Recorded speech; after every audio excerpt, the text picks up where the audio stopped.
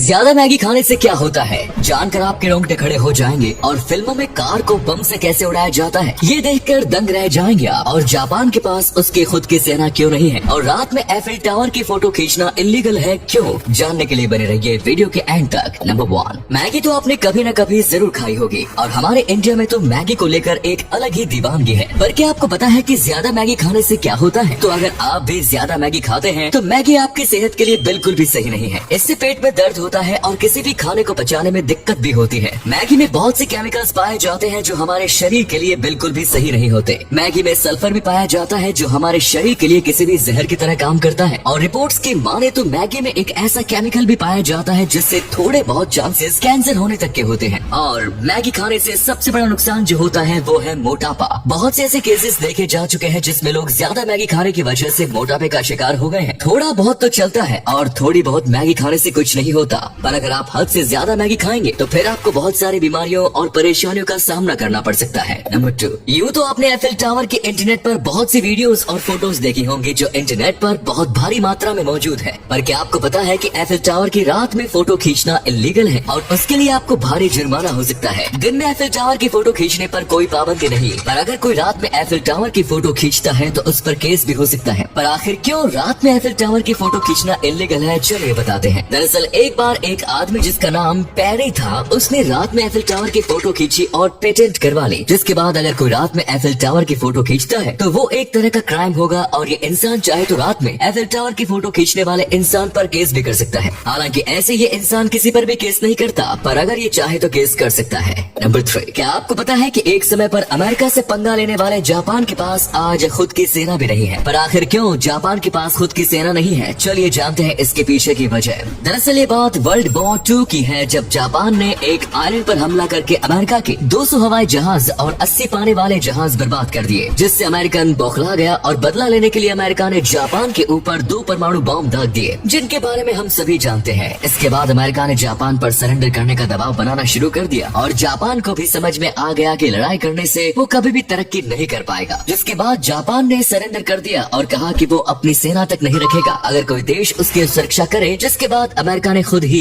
Japan की सुरक्षा की जिम्मेदारी ली, और अब अगर कोई दूसरा देश जापान पर हमला करेगा तो अमेरिका उसकी रक्षा करेगा। नंबर 4, अभी आप अपने स्क्रीन पर जिस महिला की फोटो देख रहे हो वो आपको बहुत ज्यादा बदसूरत लग रही होगी, पर हमेशा से ही ये महिला ऐसी नहीं थी। एक जमाने में ये महिला काफी खूबसूरत हुआ करती थी, पर तभी इसके साथ कुछ ऐसा हुआ जिसके बारे में जानकर आपकी आंखों से आंसू निकल आएंगे। दरअसल 1874 की बात है, जब मैरी एन बेवन नाम की इस महिला की जिंदगी में सब कुछ सही चल रहा था और ये एक नर्स बन चुकी थी। और ये जो फोटो आप अपने स्क्रीन पर देख रहे हो ये उसी समय की तस्वीर है जिसमें ये काफी खूबसूरत लग रही है। बाद में इस महिला की शादी भी हो गई, पर शादी के बाद इसे एक अजीबोगरीब तरह की बीमारी हो गई जिसमें इसका चेहरा बदसूरत होने लगा। इतना ही नहीं, शादी के कुछ समय बाद ही इसके पति की भी मौत हो गई, जिसके बाद इसने एक सर्कस ज्वाइन कर लिया ताकि ये अपने बच्चों का पेट भर सके, और 1933 में इस महिला की मौत हो गई। नंबर 4, आमतौर पर साइकिल चैन की मदद से चलती है, और हमारे यहाँ जिन साइकिलों का इस्तेमाल किया जाता है उनमें भी चैन लगी होती है। पर अब जरा इस साइकिल को देखिए जो बिना चैन के ही तेजी से चलती है, और इस तरह की साइकिल विदेशों में काफी ज्यादा चर्चित है। इस साइकिल के पैडल को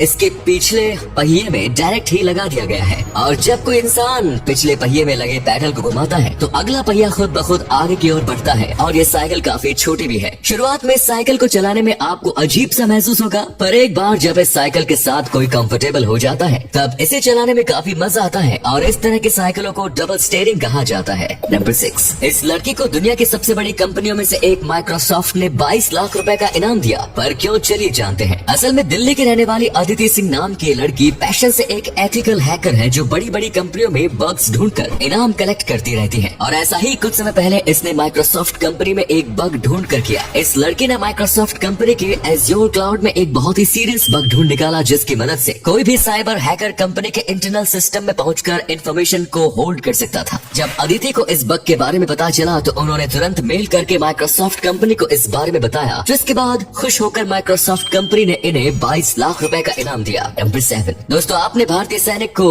देखकर ये बात जरूर नोटिस की होगी कि हर एक भारतीय सैनिक के बाल बहुत छोटे होते हैं। पर भारतीय सैनिक के बाल छोटे ही क्यों होते हैं, तो इसके पीछे भी कई वजह होती हैं, जिनके बारे में आज हम आपको बताते हैं। असल में भारतीय सैनिकों को कभी कभी ड्यूटी के दौरान नदियों को भी पार करना पड़ता है, इसीलिए नदी को पार करते समय उनके बाल भी भीग जाते हैं। और अगर बाल लंबे होंगे होंगे तो वो सूखने में देर लगाएंगे, जिससे उन्हें सर्दी जुकाम भी हो सकती है, जबकि छोटे बाल जल्दी सूख जाते हैं। इसके अलावा जंग के दौरान जब कभी सैनिकों को सही निशाना लगाना होता है तो उन्हें काफी फोकस करना पड़ता है, और निशाना लगाने के दौरान लंबे बाल आंखों में परेशानी पैदा कर सकते हैं। और सबसे अहम कारण, भारतीय सैनिकों को अक्सर ही हेलमेट जैसे कई गैजेट्स को सिर में पहनना पड़ता है, और अगर भारतीय सैनिक के बाल लंबे होंगे तो इन गैजेट्स को पहनने में दिक्कत आएगी। और अगले फैक्ट पर जाने से पहले फोटो को ध्यान से देखिए और बताइए कि किसका फोटो दिखाई दे रहा है, इससे पता लगेगा आपका दिमाग और आंखें कितनी तेज है। मिलते हैं आपको 5 सेकंड्स।